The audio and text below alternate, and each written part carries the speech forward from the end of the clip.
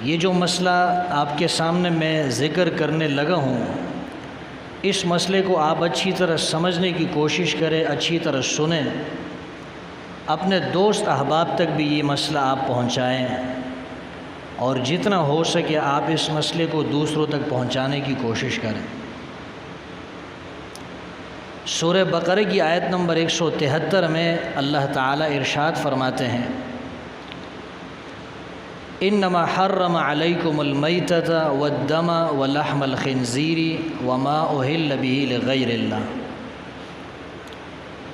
یہ قرآن کریم سورہ بقرہ کی آیت نمبر 173 میرے سامنے ہے۔ سورہ بقرہ ہے، آیت نمبر 173 ہے۔ کوئی یہ نہ سمجھے کہ قرآن کی بے ادبی کر رہا ہے، اس طرح قرآن کو پکڑا ہوا ہے۔ یہ صرف آپ کی یقین دہانی کے لیے آپ کو قرآن دکھا رہا ہوں۔ سورہ بقرہ آیت نمبر 173، اللہ فرماتے ہیں، بے شک اللہ نے تم پر مردار کو حرام کیا، خون کو اللہ نے حرام کیا، خنزیر کا گوشت اللہ نے تم پر حرام کیا، وما اہل بہ لغیر اللہ، اور غیر اللہ کے نام پر جس جانور کو ذبح کیا جائے وہ جانور بھی اللہ نے تم پر حرام کیا ہے۔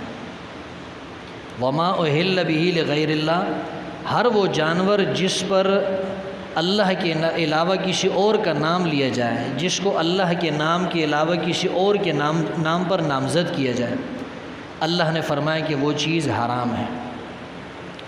اس سے یہ بات سمجھ میں آتی ہے کہ چاہے وہ بکرا ہو، گائے ہو، بیل ہو، کوئی جانور ہو یا کوئی بھی چیز ہو، جو بھی انسان اللہ کے نام کے علاوہ کسی اور کے نام پر وہ چیز دیں، وہ کسی قسم کی چیز بھی ہو، چاہے جانور ہو، کھانے پینے کی چیز ہو، پہننے کی چیز ہو یا پیسہ ہو، جو چیز غیر اللہ کے نام پر دے دی ہے وہ حرام ہو گئی۔ آپ کے ذہن میں جو سوالات پیدا ہوں گے انشاءاللہ میں اس کے جوابات بھی آخر میں عرض کرتا ہوں۔ 3-4 سوالات ایسے ہیں جو موٹے موٹے سوالات ہیں جو اس مسئلے پر کیے جاتے ہیں۔ یہ میں نے آپ کے سامنے جو آیت پڑھی ہے سورہ بقرہ کی آیت نمبر 173 ہے، سورہ مائدہ آیت نمبر 3، سورہ انعام آیت نمبر 145، سورہ نحل آیت نمبر 115، 4 آیات کے میں نے آپ کو حوالے پیش کیے۔ ان 4 آیات میں اللہ نے ایک ہی مسئلہ بیان کیا ہے۔ چاروں آیات کے اندر اللہ نے ایک ہی مسئلہ بیان کیا ہے۔ اللہ فرماتے ہیں تمہارے اوپر مردار حرام، خون حرام ہے۔ خون سے مراد جب انسان جانور کو ذبح کرتا ہے تو ذبح کرتے وقت اس کی رگوں سے جو خون بہتا ہے، جس کو بہتا ہوا خون کہتے ہیں، دم مسفوح، یہ خون بھی اللہ فرماتے ہیں حرام ہے۔ نمبر 3، خنزیر کا گوشت اللہ فرماتے ہیں حرام ہے۔ نمبر 4، جس چیز کو غیر اللہ کے نام پر نامزد کر دیا جائے یہ بھی تمہارے اوپر حرام۔ ان 4 چیزوں کے حرام ہونے کا اللہ نے ان 4 آیات میں ذکر کیا ہے۔ جس چیز کو اللہ حرام کہہ دے اس کو حرام سمجھنا چاہیے، اس کا حکم یہ ہے اس کو حرام سمجھنا چاہیے، اس کو کھانا نہیں چاہیے، اس کو استعمال نہیں کرنا چاہیے۔ اگر کوئی جانور یا کوئی کھانے کی چیز یا کوئی کپڑا یا پیسہ غیر اللہ کے نام پہ مقرر ہو جائے، یا کوئی جانور ہے مثال کے طور پر ایک آدمی اس کو غیر اللہ کے نام پہ مقرر کر لے اور ذبح کرتے وقت اس پر بسم اللہ بھی پڑھ لے، تب بھی وہ جانور حرام ہی رہتا ہے، وہ حلال نہیں ہوتا۔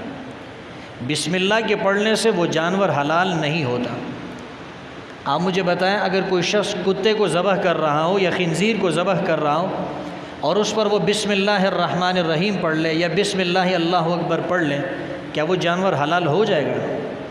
کتا کبھی حلال نہیں ہوتا، چاہے آپ اس پر 100 مرتبہ بسم اللہ پڑھیں۔ خنزیر پر آپ 100 مرتبہ بسم اللہ پڑھ لے، وہ جانور حلال نہیں ہوتا، وہ بسم اللہ کے پڑھنے کے بعد بھی حرام ہی رہتا ہے۔ تو سورہ بقرہ کی آیت نمبر 173، سورہ مائدہ کی آیت نمبر 103، سورہ انعام کی آیت نمبر 145 اور اسی طرح سورہ نحل کی آیت نمبر 115، ان 4 آیات میں اللہ نے ہمیں بتا دیا غیر اللہ کے نام پر جس جانور کو ذبح کر دیا گیا وہ جانور حرام ہے۔ جس جانور کو غیر اللہ کے نام پہ ذبح کر لیا گیا وہ جانور کیا ہے؟ حرام ہے۔ چاہے وہ حضرت پیران پیر محبوب سبحانی قطب ربانی شیخ عبد القادر جیلانی کے نام پر ہو، چاہے وہ کسی خواجہ صاحب کے نام پر ہو، چاہے حضرت علی رضی اللہ تعالیٰ عنہ کے نام پر ہو، چاہے حضرت حسن کے نام پر ہو، چاہے حضرت حسین کے نام پر ہو، وہ جانور حرام ہو جاتا ہے۔ بلکہ اگر کوئی شخص حضرت ابو بکر صدیق رضی اللہ تعالیٰ عنہ کے نام پر، حضرت عمر کے نام پہ، حضرت عثمان کے نام پر رضوان اللہ تعالیٰ علیہم اجمعین، ان کے نام پر ذبح کرتا ہے پھر بھی وہ حرام ہے۔ بلکہ اگر کوئی شخص رسول اللہ صلی اللہ علیہ وسلم کے نام پر کوئی جانور ذبح کرتا ہے وہ بھی حرام ہے۔ بات کو سمجھ لیجئے، کوئی شخص میری بات کو کاٹ کر پیش کرنے کی کوشش نہ کرے، پوری بات کو سن لیجئے، پوری بات کو سمجھ لیجئے، پھر اس کے بعد آپ کے ذہن میں جو سوال ہوگا وہ آپ کر لیجئے۔ اگر کوئی شخص کسی نبی کے نام پر، کسی ولی کے نام پر، یا حضرت علی کے نام پہ، یا حسن حسین کے نام پر کوئی جانور ذبح کرتا ہے، وہ جانور بھی حرام ہو جاتا ہے، اور یہ اللہ تعالیٰ کا فیصلہ ہے۔ اللہ نے قرآن کے اندر 4 مقامات پر اس کو بیان کیا ہے۔ بلکہ علماء یہ فرماتے ہیں کہ جس جانور کو غیر اللہ کے نام پر ذبح کر لیا گیا، وہ جانور مردار جانور سے بھی بڑھ کر حرام ہے، وہ جانور خنزیر کے گوشت سے بھی بڑھ کر حرام ہے۔ دلیل اس کی یہ ہے، اللہ نے 4 مقامات پر ان چیزوں کی حرمت کا ذکر کیا ہے، اور چاروں مقامات پر ترتیب وہی ہے۔ چاروں مقامات پر ترتیب کیا ہے؟ وہی ہے۔ پہلے مردار کا ذکر ہے، پھر خون کا ذکر ہے، پھر خنزیر کا ذکر ہے، اس کے بعد غیر اللہ کے نام پر ذبح کیے ہوئے جانور کا ذکر ہے۔ اسی ترتیب کے ساتھ چاروں مقامات پر اللہ نے اس کو ذکر کیا ہے، اس مسئلے کو۔ علماء نے اس سے ایک ضابطہ نکالا ہے، اور وہ ضابطہ یہ ہے کہ جب اللہ نے چاروں جگہ پر ایک ہی ترتیب سے ان 4 چیزوں کی حرمت کا ذکر کیا، اس کا مطلب یہ ہے کہ یہ نیچے سے اوپر کی طرف ترقی ہو رہی ہے حرمت کے اندر۔ یعنی مردار تو حرام ہے ہی، اس سے بڑھ کر جو چیز حرام ہے وہ خون ہے، اور مردار اور خون ان دونوں چیزوں سے بڑھ کر جو چیز حرام ہے وہ ہے خنزیر کا گوشت۔ اور فرمایا کہ مردار، اسی طرح خون، اسی طرح خنزیر کا گوشت، یہ 3 چیزیں تو حرام ہے، لیکن ان سے جو چیز بڑھ کر حرام ہے وہ ہے غیر اللہ کے نام پر ذبح کیا ہوا جانور، وہ ان سے بھی بڑھ کر حرام ہے۔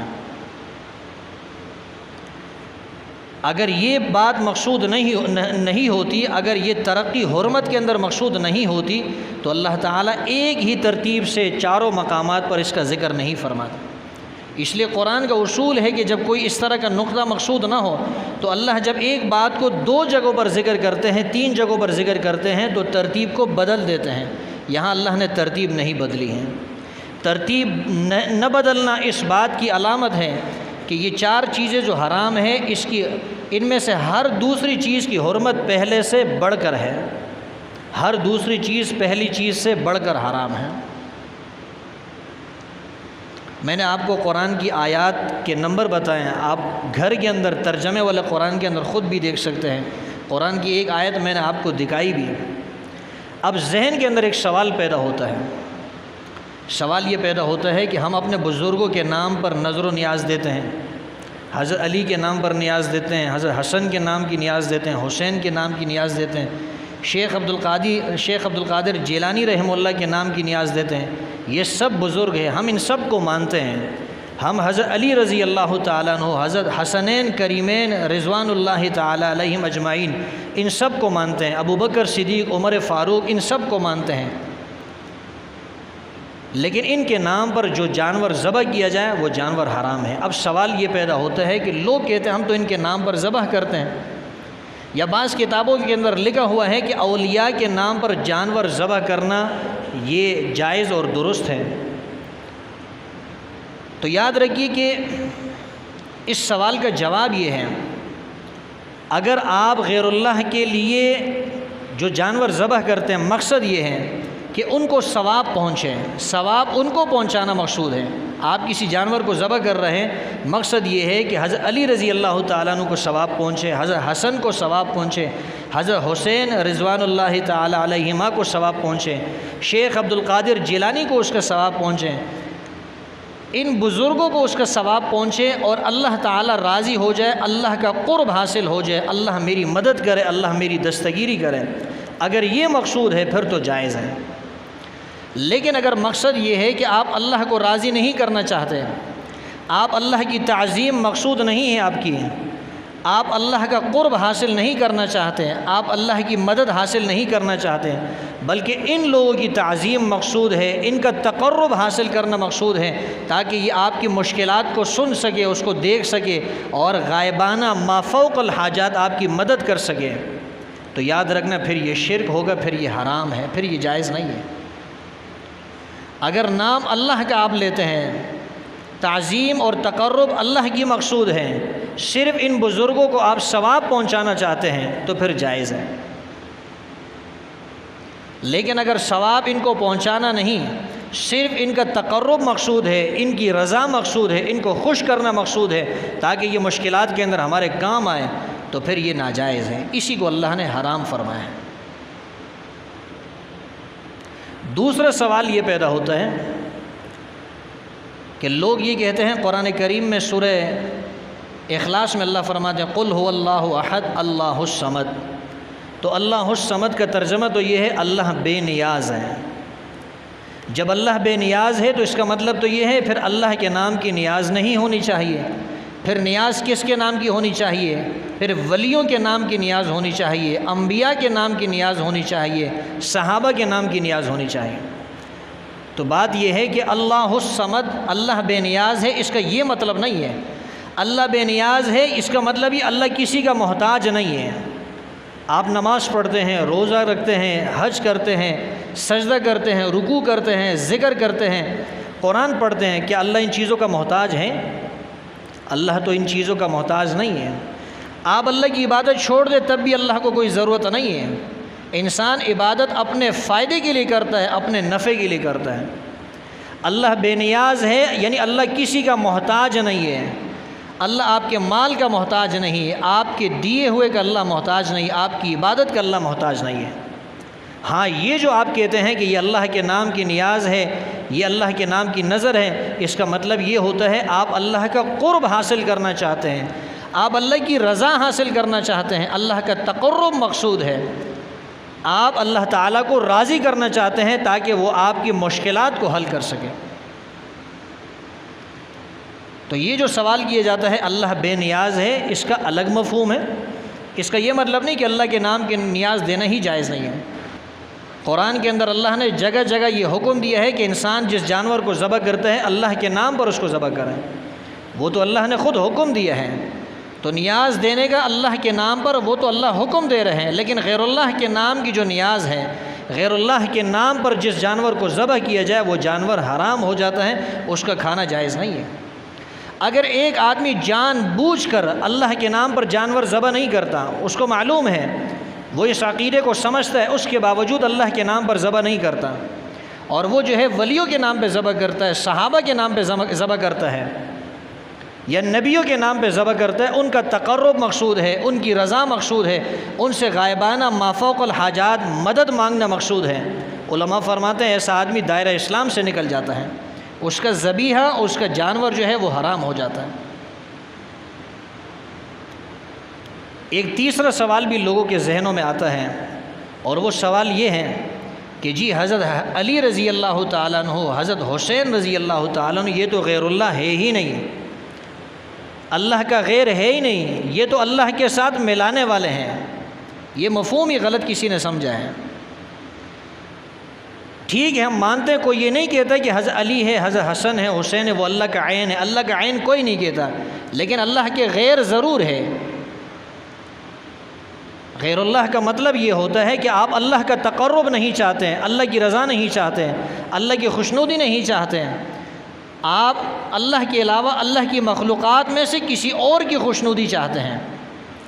سورہ انعام کے اندر اللہ تعالیٰ ارشاد فرماتے ہیں، سورہ انعام کے اندر اللہ تعالیٰ نے اس مسئلے کا ذکر کیا ہے اور یہ بتایا ہے کہ غیر اللہ کے اندر حضرت علی بھی آتے ہیں، حضرت حسین بھی آ جاتے ہیں، حضرت ابوبکر بھی آتے ہیں، خود حضور صلی اللہ علیہ وسلم بھی اس میں آ جاتے ہیں۔ یہ قرآن کریم میرے سامنے ہے، اللہ تعالیٰ ارشاد فرماتے ہیں قُلْ أَرَأَيْتَكُمْ إِنْ أَتَاكُمْ عَذَابُ اللَّهِ أَوْ أَتَتْكُمُ السَّاعَةُ أَغَيْرَ اللَّهِ تَدْعُونَ إِن كُنتُمْ صَادِقِينَ۔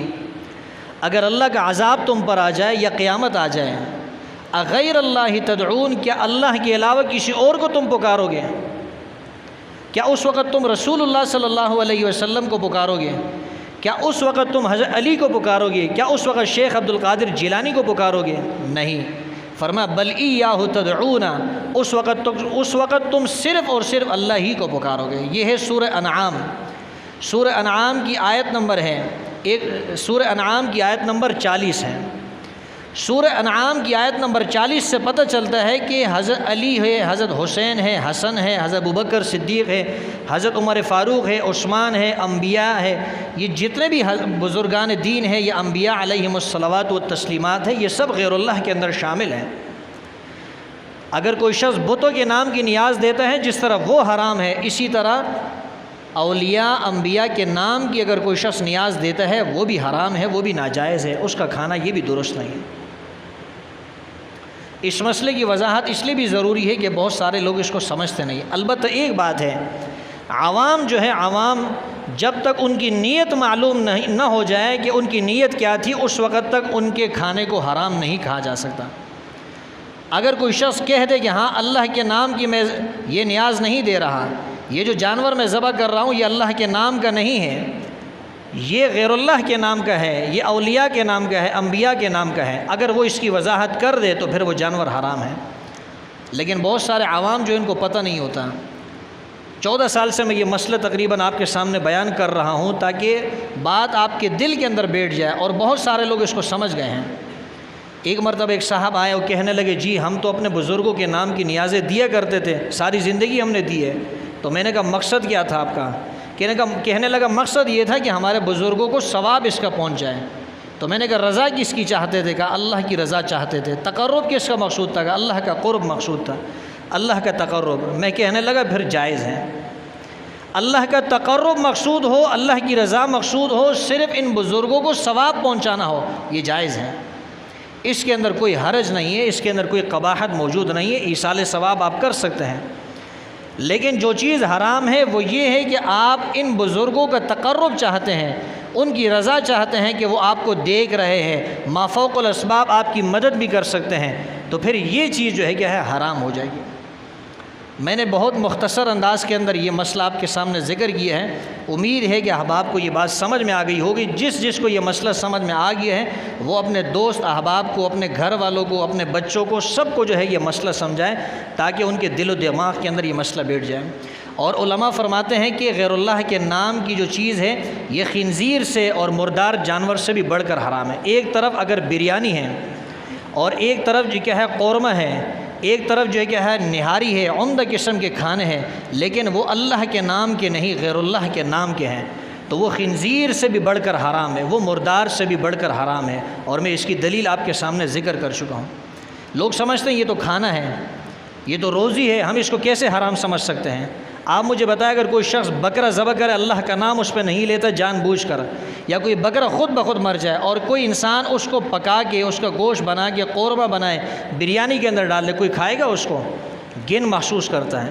اسی طرح غیر اللہ کے نام پر جو جانور ذبح کیا جائے وہ اس سے بھی بڑھ کر حرام ہے۔